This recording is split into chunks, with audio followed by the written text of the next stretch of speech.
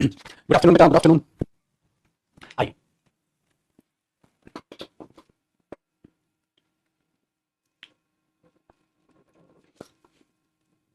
आगे सभी।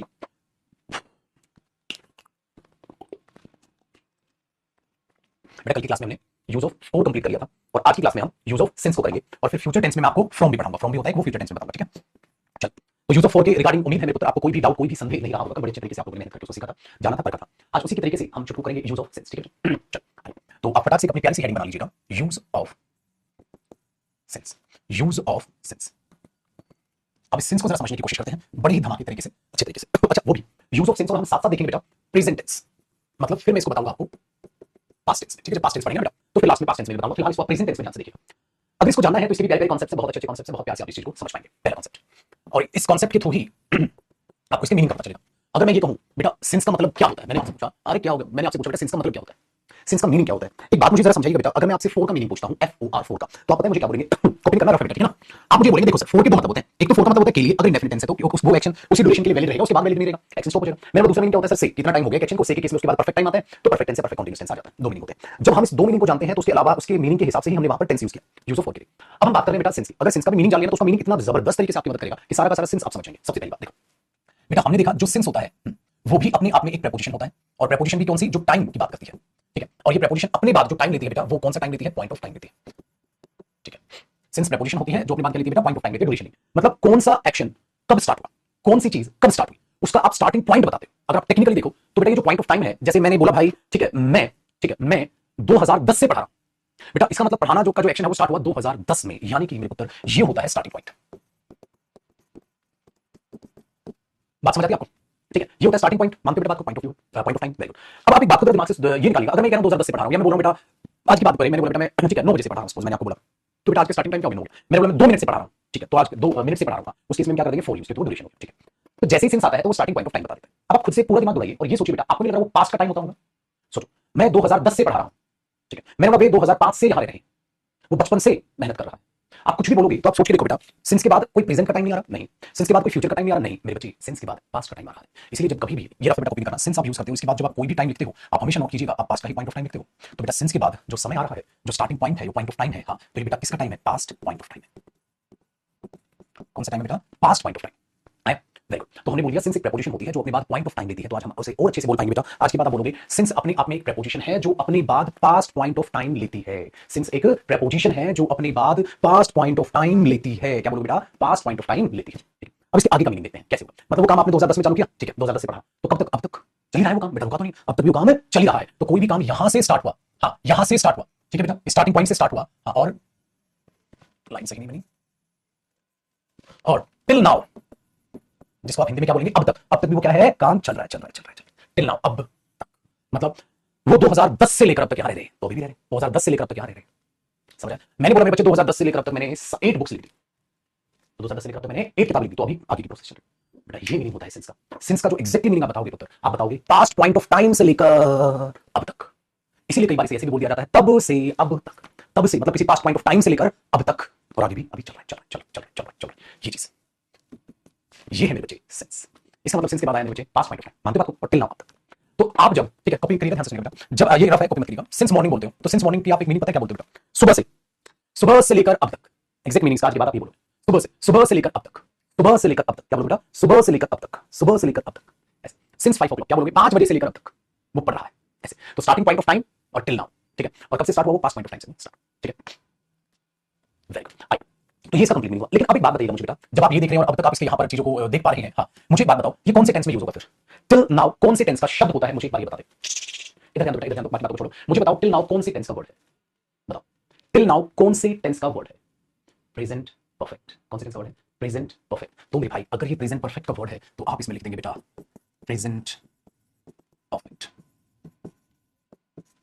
Present perfect, आप ये लिख देंगे, ठीक है। अभी देखना बहुत प्यारी प्यारी चीज आपके पास आनी। तो सिंस से पहले आपको क्या नजर आया बेटा, सिंस से पहले आपको नजर आया प्रेजेंट परफेक्ट टेंस, फिर सिंस नजर आएगा, और फिर आपको नजर आ जाएगा पॉइंट ऑफ टाइम जो कि पास्ट पॉइंट ऑफ टाइम का। लेकिन कहानी यहाँ खत्म नहीं होती, कुछ एक प्यारी सी चीज है, उसको ध्यान से सुनिएगा बेटा। जैसे ही आप ये सिंस यहाँ देख रहे हैं, आप एरो लगाएंगे और आप एक बार और सिंस लिख देंगे, और आप फिर से यहाँ पर लिख देंगे, बस आपने बोला सर ये क्या हो रहा है, देखो बेटा क्या, यहाँ ये लिख देना, और यहाँ लिख देंगे कंजंक्शन। अब जोर का झटका धीरे से लगेगा, जरा चीज को ध्यान से सुनिएगा बेटा। सिंस की एक नहीं दो पार्ट्स ऑफ स्पीच होती है, और फिर सारी चीज पे एग्जांपल प्रिपेयर होगा, आराम से सुनिएगा, ठीक है। मैंने ध्यान से सिंस अपने आप में क्या होता है, कंजंक्शन होता है, और वो ऊपर क्या होता है, प्रीपोजिशन होता है, नीचे सिंस क्या है, कंजंक्शन होता है। मतलब सिंस की दो पार्ट्स ऑफ स्पीच होती है, 4 की एक ही थी, प्रीपोजिशन खत्म, सिंस कंजंक्शन भी होता है। अच्छा मुझे एक बात बताइए, कंजंक्शन का काम क्या होता है? कंजंक्शन का काम होता है जोड़ना। जैसे यहाँ एक सेंटेंस आएगा, प्रेजेंट परफेक्ट टेंस का एक सेंटेंस आ जाएगा, हाँ अभी लिखेंगे भी हम, सिंस आ जाएगा, अगर उसके बाद पॉइंट ऑफ टाइम आया है जो कि पास्ट पॉइंट ऑफ टाइम है, तो वो अपने आप में प्रीपोजिशन हो जाएगा, और इसके बाद तो टाइम है। लेकिन मुझे एक बात बताइए मेरे दोस्त, मैंने आपको ये कहा था बच्चे, अगर आपके पास पास्ट पॉइंट ऑफ टाइम है, हाँ, तो मैंने आपको टेंस में ये सिखाया था, जैसा टाइम वैसा ही सेंटेंस आना चाहिए। मतलब अगर आपका पास्ट का टाइम है तो पास्ट का सेंटेंस होगा, प्रेजेंट का टाइम है तो प्रेजेंट का सेंटेंस होगा। अगर सिंस के बाद छुटकू में बात करें हम तो पास्ट पॉइंट ऑफ टाइम है, अगर सिंस के बाद पास्ट पॉइंट ऑफ टाइम है तो सिंस के बाद मुझे एक बात, ठीक है, एक बात याद रखिएगा, सिंस कंजंक्शन के बाद पास्ट पॉइंट ऑफ टाइम की बजाय अगर आप कोई सेंटेंस लिखेंगे तो वो अपने आप में क्या होगा, पास्ट स्टेटमेंट। अब आप खुद से सोचिए वो स्टेटमेंट अगर पास्ट स्टेटमेंट क्यों बनी, क्योंकि भाई सिंस के बाद पास्ट पॉइंट ऑफ टाइम आ रहा था, अगर पॉइंट ऑफ टाइम पास्ट का है तो सेंटेंस भी किसका होगा, पास्ट का। अगर सिंस के बाद पास्ट पॉइंट ऑफ टाइम आए तो वो क्या है, प्रीपोजिशन। अगर सिंस के बाद पास्ट स्टेटमेंट आए तो वो अपने आप में क्या होगा, कंजंक्शन। तो सिंस से पहले आपको प्रेजेंट परफेक्ट टेंस दिखेगा, और सिंस के बाद आपको या तो टाइम दिखेगा पास्ट का, या पास्ट का सेंटेंस दिखेगा। टाइम दिखा तो वो प्रीपोजिशन, और अगर आपको सेंटेंस दिखा तो वो कंजंक्शन वहां हो जाएगा। ठीक है, वेरी गुड। ये एमडी करके बच्चा बेटा, कमेंट को मैं ब्लॉक कर रहा हूं। कहता है सर बेटा और बच्चा मत बोलिए, ये मुझे अब्यूज वर्ड लगते हैं। भाई साहब पहले भारतीय है भी तो, भारत का है तो भारतीय संस्कृति को नहीं समझ सकता, वो गद्दार हो सकता है बेटा, भारतीय तो नहीं हो सकता। पुत्र और बेटा शब्द तुझे पता है शास्त्र में कितने बड़े शब्द हैं? इनका तो भगवान, एक सेकंड को बेटा इसको ब्लॉक कर दो, फिर वापस आता हूं। ये पाकिस्तानी घुस गए हैं एक दो। आओ जी पुत्र, आगे देखिए। तो अब यहाँ पर सिंस की दो कार्रवाई हमारे पास हो गई, ठीक है। अब आगे ध्यान दीजिएगा जरा, तो सिंस एज अ प्रीपोजिशन आपने देखा और सिंस एज अ कंजंक्शन आपने देखी। अब एक चीज को अपने जरा दिमाग में जहन में बैठा लीजिएगा कि आपको पास्ट पॉइंट ऑफ टाइम हो गया, पास्ट स्टेटमेंट हो गई, ठीक है। एक बात और सुनिएगा, अगर मैं प्रेजेंट परफेक्ट टेंस यूज कर रहा हूं, हाँ, तो प्रेजेंट परफेक्ट टेंस का मतलब क्या है, कंप्लीट एक्शन। पता है भाई, प्रेजेंट परफेक्ट टेंस का मतलब क्या है, कंप्लीट एक्शन। मानते प्रेजेंट परफेक्ट टेंस का मतलब क्या है, कंप्लीट एक्शन। अगर ये कंप्लीट एक्शन है तो मुझे एक चीज और बताइएगा, आपके पास कोई ना कोई जो कंप्लीट एक्शन है ना, उसे हम कई बार कंप्लीट एक्शन को परफेक्ट एक्शन भी बोल देते हैं, या उसको हम परफेक्ट रिजल्ट भी बोल देते हैं। परफेक्ट रिजल्ट का मतलब क्या होता है, कोई भी कंप्लीट रिजल्ट या कंप्लीट एक्शन, ठीक है ना, वो भी बोल देते हैं। समझ आया, वेरी गुड। अब जो ये चीजें हमने थ्योरेटिकल लिखी है ना, कि हमने हेडिंग डाली कि भाई यूज ऑफ सेंस हम कर रहे हैं और प्रेजेंट टेंस कर रहे हैं। अब मैंने ये चीजें आपकी थ्योरेटिकल लिख दी, ठीक है, हमने क्या लिख दिया, ये चीजें ना अपने आप में थ्योरेटिकल लिख दी। अब ये प्रैक्टिकली अप्लाई करने में बड़ा मजा आएगा। आप इसको कॉपी करो एक बार, इसको रिवाइज करा के फिर मैं एग्जांपल लिखूंगा। एग्जांपल मैं नहीं देखना, खुद इंग्लिश बना लो, इतना आसान कर दूंगा आपके लिए, यूज ऑफ सेंस में खुद इंग्लिश बना लो, मेरी जरूरत नहीं पड़ेगी। कॉपी करो पहले एक बार, कॉपी करो।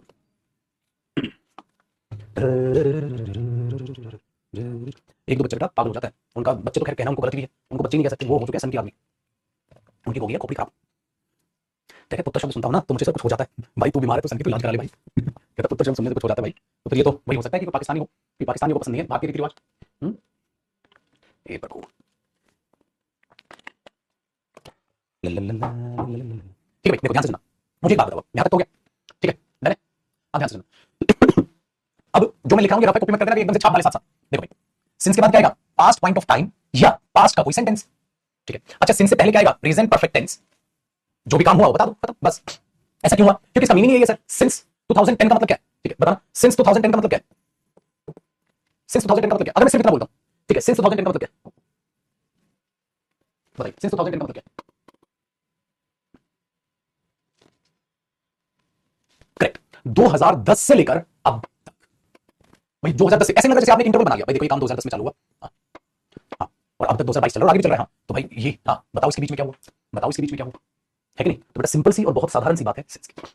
अब मैंने कहा था आप एक इंग्लिश बनाओगे, मुझे एक इंग्लिश बना के दिखाना, ठीक है। अगर मैं बोल दूं मंडे से लेकर अब तक, मंडे से लेकर अब तक, तो आप क्या बोलोगे बताओ, मंडे से लेकर अब तक, तो आप तुरंत बोलोगे सिंस मंडे, मंडे से लेकर अब तक सिंस मंडे, डायरेक्ट बोलोगे, मंडे से लेकर अब तक सिंस मंडे, आप डायरेक्ट बोल दोगे, मानते हो बात, ठीक है। अब मैं आपसे इंग्लिश बनाता हूं, मुझे इंग्लिश बना के दिखाएगा। मैंने मैंने ठीक है, मैंने 4 किताबें लिख दी हैं, मैंने 4 किताबें लिख दी हैं, इसकी इंग्लिश बनाई, मैंने 4 किताबें लिख दी हैं, इंग्लिश बनाई, मैंने 4 किताबें लिख दी हैं। अब आपने सामने सपोज कोई आया और वो कह रहा है भाई मैंने 4 किताबें लिख दी, इंग्लिश बनाई।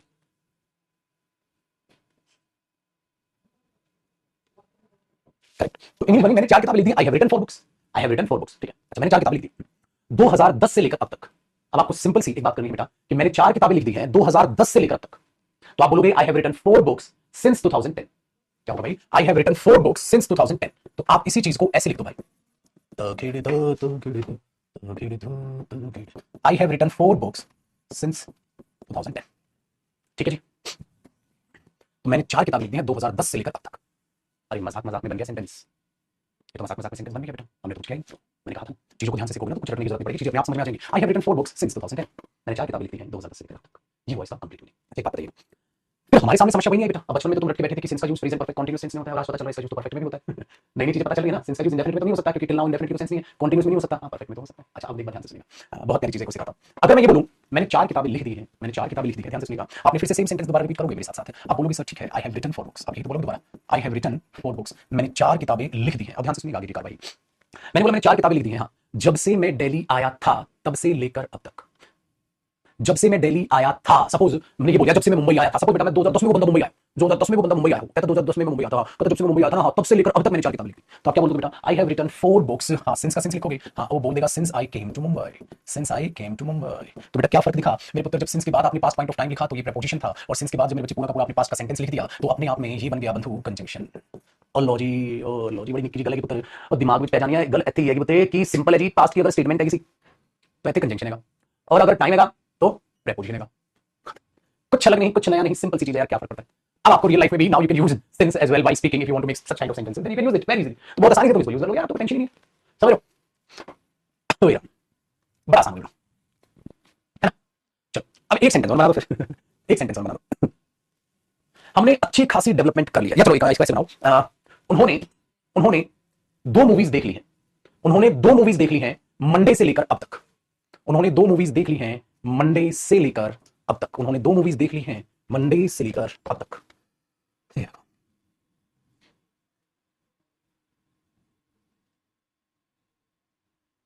उन्होंने 2 मूवीज देख ली हैं मंडे से लेकर अब तक। They have watched 2 movies, they have watched 2 movies. फिर आगे क्या बोलोगे बंधु, आगे क्या बोलोगे भाई।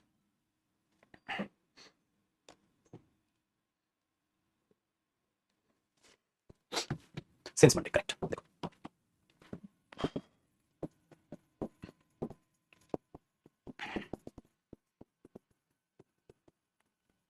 दे have watched 2 movies since Monday, simple है। तो इसके बाद कोई सेंटेंस बोलना है, सेंटेंस बोल दो, इसके बाद ये बोलना ही बोल दो, तो बड़ा आसान सा काम है, कोई दिक्कत नहीं। अच्छा, हमने अच्छी खासी डेवलपमेंट कर ली है, ठीक है, 1947 से लेकर अब तक। बना इंग्लिश देखो, we have developed a lot, we have developed a lot since 1947। बताओ कहानी आसान या मुश्किल, बहुत आसान, आसान नहीं बहुत आसान। We have developed a lot since 1947। बनाना भी काम आसान, करो करो करो।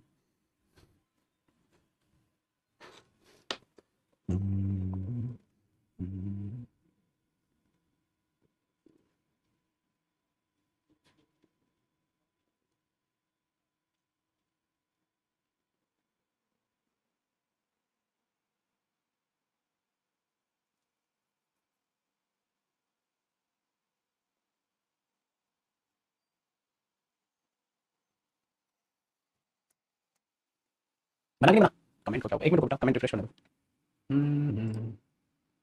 हाँ ठीक है, ठीक है, आसान होगा ना। चलो, तो we have developed a lot since 1947। अच्छा एक बात बताओ, हमने अच्छी खासी डेवलपमेंट कर ली है जब से हमें आजादी मिली थी, तब से लेकर अब तक चलो अभी आ गई लाइट, लाइट चली गई है, अब हम क्या करें।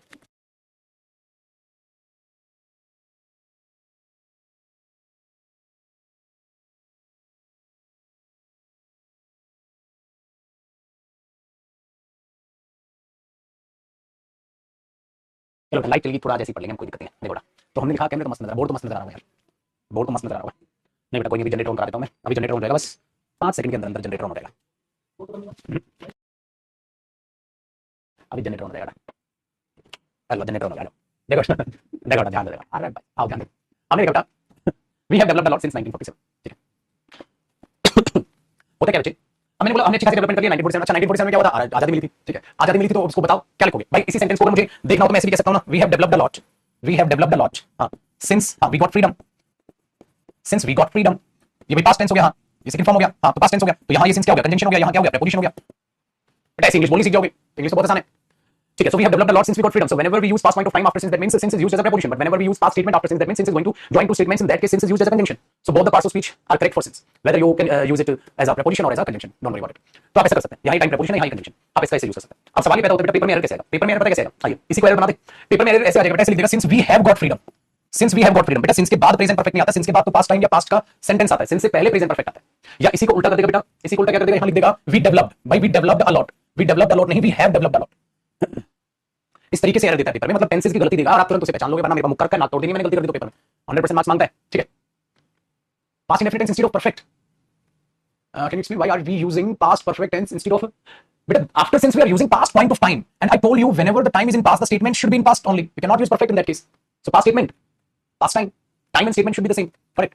And here the sense is till now, and till now that is related to the past to the present, and present perfect is used to relate past to the present, that's why, correct। चलो भाई आगे देखते हैं, बहुत अच्छी बात है बेटा, बहुत अच्छी बात है, बहुत बढ़िया चेंजेस देखा हूं। अब एक दो एरर तुम्हारे लिए बना दूं, चलो एक बात करते हैं बेटा, एक एरर लिखा हूं, अब एरर आप बनाओगे इसमें, मैंने बोला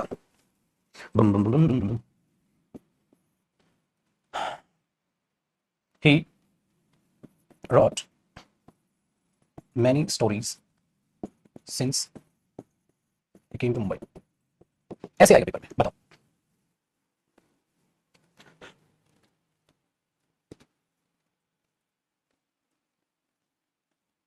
क्या गलती भाई? गलती ये है since he came to Mumbai, after since past statement is there, that is correct, but इससे पहले तो गलत हो गया ना बेटा। रोट ही हैज रिटन,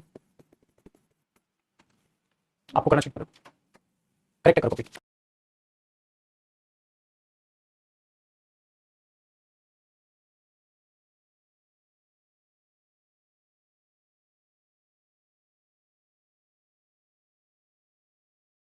ठीक है देखो आगे देखिए, अब एक और स्टेटमेंट लिख दूं, हो गया ना। अब स्टेटमेंट लिखने का मतलब ये हो गया कि इस तरीके से आपके लिए एरर पेपर वाला तैयार लेके बैठा हुआ है, ये वैसा पहला कॉन्सेप्ट, सिंस का पहला कॉन्सेप्ट खत्म हो, सिंस का पहला कॉन्सेप्ट खत्म हो। अब एक चमत्कार दिखाता हूं आपको, जादू दिखाता हूं नेक्स्ट कॉन्सेप्ट में।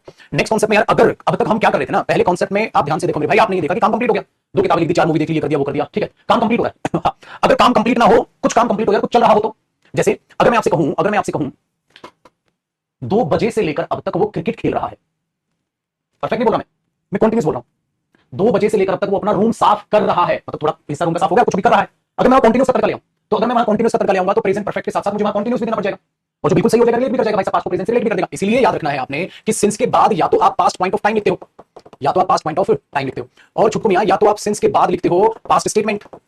वेरी गुड, अगर आप पास्ट स्टेटमेंट लिखते हो तो मेरे भाई आप क्या कर रहे हो, उसे कंजंक्शन के तौर पे यूज कर रहे हो, अगर आप ये लिखते हो तो आप उसे प्रपोजिशन के तौर पे यूज कर रहे हो, दोनों सही, ठीक है। अगर सिंस से पहले की बात करूं मैं, तो उससे पहले ऐसा भी हो सकता है कि आप प्रेजेंट परफेक्ट के साथ साथ, हाँ यार, अगर आपको कॉन्टिन्यूस भी दिखाना पड़ जाएगा तो प्रेजेंट परफेक्ट कॉन्टिन्यूस भी तो यूज कर सकते हो।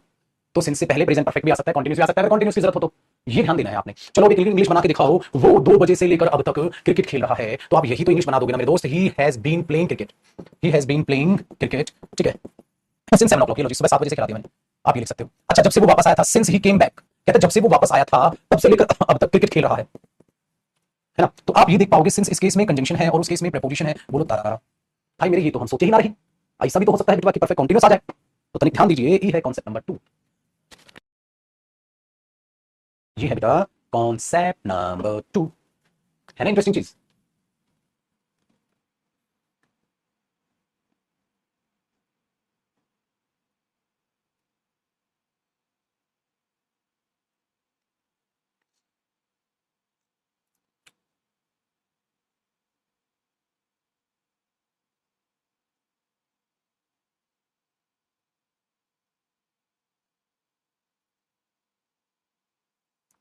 ठीक है भाई, मैंने,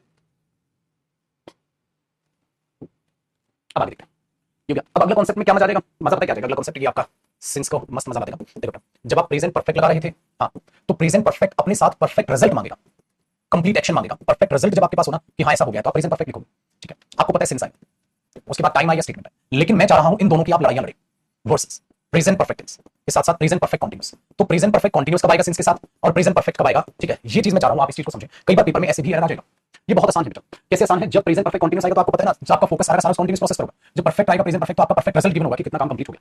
अब मजे वाली बात ये है कि जब आपको प्रेजेंट परफेक्ट की सेंस दिखे तो परफेक्ट यूज कीजिएगा, कॉन्टिन्यूस दिखे तो कॉन्टिन्यूस यूज कीजिएगा। पता कैसे चलेगा, बहुत आसान। एक बात बताओ, अगर मैं बोलूं he has been playing 40 matches since he came here, जब से वो यहां आया था तब से लेकर अब तक वो 40 मैच खेल रहा है। मुझे बताइए बेटा, क्या ये सेंटेंस सही लग रहा है आपको, क्या ये सेंटेंस सही लग रहा है आपको? भाई, he has been playing 40 matches since he came here, वो 40 मैच खेल रहा है जब से यहां आया था तब से लेकर अब तक। जब 40 मैच खेल रहा है तो ये तो भाई साहब कमाल हो गया, तो छोटा रजनीकांत बन गया भाई, ये तो फिर तो ये तो रजनीकांत से टक्कर देगा, 40 मैच एक साथ। नहीं, ये टेक्निकली 40 मैचेस अपने आप में परफेक्ट रिजल्ट है, जो परफेक्ट हो चुका है काम। तो ही हैज बीन प्लेइंग की बजाय आपको यहां ही हैज प्लेड 40 मैचेस करना चाहिए, ठीक है। चलिए आगे समझते हैं। भाई अगर मैं कहता हूं ही हैज बीन टीचिंग, वो पढ़ा रहा है भाई, he has been teaching since, ठीक है, मैंने कहा था ना 2010, हाँ, तो उसको ऐसे बोलना चाहिए, या ही हैज टॉट तो सिंस 2010। आपको क्या लग रहा है, आपको इन दोनों में से क्या बोलना चाहिए? ही हैज टॉट सिंस 2010, उसने 2010 से अब तक पढ़ाया है, कितना पढ़ा है, कुछ नहीं लिखा, तो आपको ये तो इलॉजिकल सेंस हो जाएगी, आपको इसमें कॉन्टिन्यूस जीत गया, परफेक्ट आ गया। तो परफेक्ट तब आएगा जब परफेक्ट रिजल्ट हो, अदरवाइज अगर परफेक्ट रिजल्ट दिया ही ना हो तो आप क्या यूज कर लेंगे, परफेक्ट रिजल्ट ही नहीं दिया गया तो क्या यूज कर लेंगे, आप इसे ऐसे यूज कर लेंगे, ठीक है जी, है ना, आसान हो गया यूज ऑफ सेंस आपके लिए। तो जब परफेक्ट की जरूरत हो तो आप परफेक्ट लिखो, कॉन्टिन्यूस की जरूरत हो तो कॉन्टिन्यूस लिखो।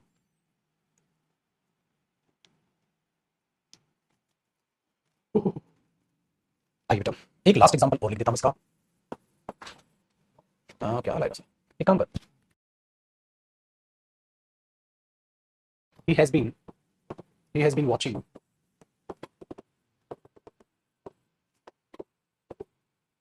since yesterday, कल से लेकर अब तक। बताओ जी।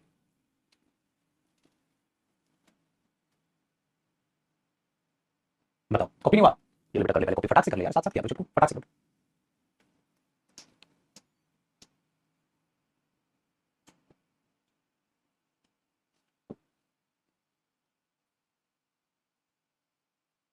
क्या जगह है यहाँ?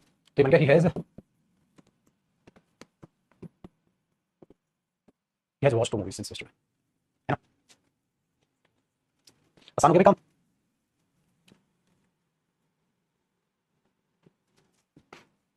चलो, तो ये था यूज ऑफ सेंस। अब आपको यूज ऑफ सेंस भी पता चल गया, यूज ऑफ फोर भी पता चल गया, दोनों की जानकारी अब आपके पास है। अब ठीक है, अब एक इंटरेस्टिंग मैं कॉन्सेप्ट यहां पर और बता देता हूं, उसको भी देखिएगा। आपको पता है, जब कभी भी आप ऐसा देखते हैं कि कोई काउंटिंग गिवन है, तो उस काउंटिंग के लिए आप क्या करते हैं ना, आप फोर इस्तेमाल करते हैं। पॉइंट ऑफ टाइम देखते हैं, आप सेंस इस्तेमाल करते हैं। तो थोड़ी सी मैं यहां पर आपका ध्यान लेके जाना चाहूंगा। याद रखिएगा, जो सेंस है हमें पता है वो पॉइंट ऑफ टाइम के लिए आ रहा है, साथ साथ कॉपी करेगा। और जो फोर है वो ड्यूरेशन के लिए आ रहा है। भाई ड्यूरेशन का मतलब है आप उसे बता दोगे कितना टाइम हुआ है, पॉइंट आप सिर्फ स्टार्टिंग पॉइंट दोगे, है ना? स्टार्टिंग पॉइंट दोगे, पॉइंट ऑफ टाइम है वो भी पास का, आप उसको स्टार्टिंग पॉइंट दे दोगे बस इतना, ठीक है? तो सोचिए, सिंस या फोर चाइल्डहुड, आपको क्या लगाना चाहिए? सिंस या फोर यस्टरडे, आपको क्या लगाना चाहिए? सिंस या फोर 10 o'clock, क्या लगाना चाहिए? सिंस या फोर 3 years, आपको क्या लगाना चाहिए? ठीक है, सिंस या फोर दिवाली, आपको क्या लगाना चाहिए? देखो, जब आप कोई इवेंट बोलते हो कि ये दिन था या ये इवेंट था, जब भी आप कुछ ऐसा बोल रहे हो, तो वो अपने आप में ऐसा तो नहीं है ना बेटा कि वो ड्यूरेशन बता रहा है बचपन से। हाँ, अब बचपन से अब तक कितने साल हो गए, तुमने ये थोड़ा ना कहा, तुमने ये नहीं कहा कितने साल हो गए, तुमने तो कहा बचपन से काम चालू हुआ, तो भाई तो पॉइंट ऑफ टाइम हो गया, स्टार्टिंग दे दिया आपने कि भाई कहानी ये चीज कब से स्टार्ट हुई थी, बचपन से स्टार्ट हुई थी, तो वहां फोर चाइल्डहुड तो नहीं लिख सकते आप, है ना? Very good. ऐसे ही कल से यस्टरडे, अच्छा यस्टरडे कल से लेकर अब तक कितने घंटे कितनी मिनट हो गई, कितने दिन हो गए, आपने ये नहीं लिखा, आपने ये बोल दिया काम चालू कब हुआ, तो भाई साहब सिंस यस्टरडे 10 बजे, ये भी पॉइंट बता दिया आपने, 10 बजे काम चालू हुआ, ये तो नहीं बोला कितने घंटे हो गए कितने मिनट हो गए, ड्यूरेशन नहीं बताई आपने, ठीक है? Very good. 3 साल हो गए, अब आपने यहाँ क्या किया ना, आपने ड्यूरेशन बता दी, भाई 3 साल हो गए, तो 3 सालों की ड्यूरेशन बता दी, तो फोर। अब ये भी स्टार्टिंग पॉइंट है दिवाली, ये तो नहीं बोला आपने कितने साल बीत गए, कितने साल हो गए, तो 6 साल। सो ड्यूरेशन और पॉइंट आप यूं निकाल लेंगे डियर, क्या दोनों में फर्क है? अब मैंने बोला 10 बजे से लेकर अब तक, बेटा 10 बजे से लेकर अब तक 1 बज गया सपोज, कितने घंटे हो गए उसके साथ फोर आएगा ना, स्टार्टिंग पॉइंट बता रहे हो तो सिंस आ जाएगा 10 बजे के लिए, तो जाती है दिमाग में बात।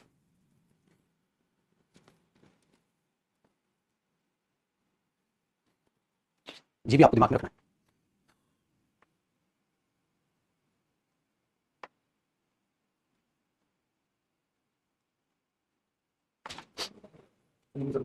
अच्छा,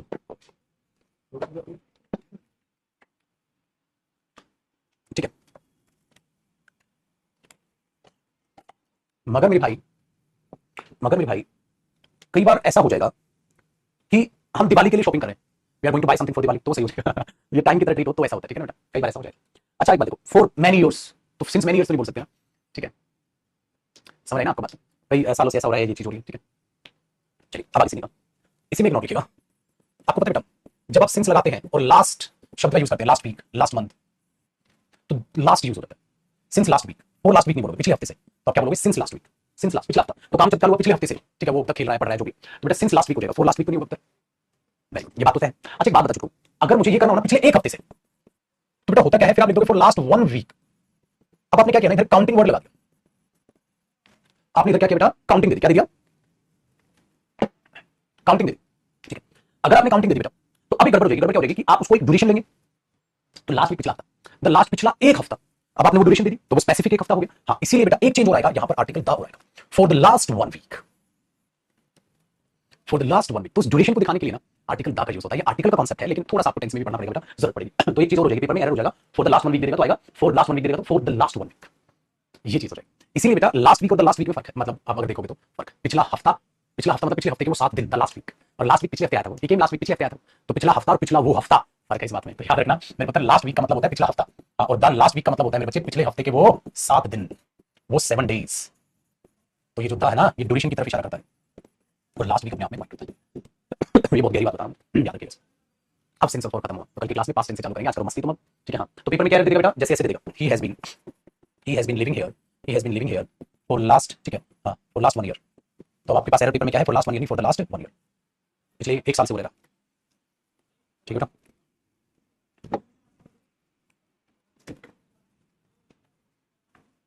ठीक है बेटा? चल, कॉपी कर लो। बाय, टेक केयर, खुश रहें, आबाद रहें, मस्त रहें, हंसते रहें, मुस्कुराते रहें, रिवाइज करते रहें छोटू। सारा प्रेजेंट टेंस खत्म हो गया, कल बात करेंगे पास्ट इंडेफिनिट टेंस से, मुलाकात करेंगे, पास्ट इंडेफिनिट टेंस से कल से पढ़ेंगे। ओ यार, स्पोकन बैच मैंने बता दिया था बेटा, कल आपको बहुत अच्छे तरीके से मोटिवेट भी कर दिया था। स्पोकन बाय बाय कर लीजिएगा, लिंक एक्टिवेट हो जाएगा। तारीख कितनी अभी टाइम है, 24 अगस्त से 29 अगस्त से रजिस्ट्रेशन स्टार्ट होंगे, तो फिर उसमें भी लग जाएंगे हम जोरों शोरों से। अब इसको रिवाइज करके मुझे आप कल मुलाकात करेंगे। वो कैट बुक सबके पास है ही, याद करना स्टार्ट कर दो, वो क्लासेस देखना स्टार्ट कर दो, ठीक है, चीजों को लेकर सीरियस हो जाओ। बाकी छोटी सी क्लिप आपके इंस्टाग्राम पे भी अपलोड करवा दूंगा मैं, लिंक करवा के, वो भी जरूर देखिएगा, ठीक है। ओ यार चलो बेटा, मैं भी थोड़ा आराम करता हूँ। चलो जी, bye, take care, bye bye.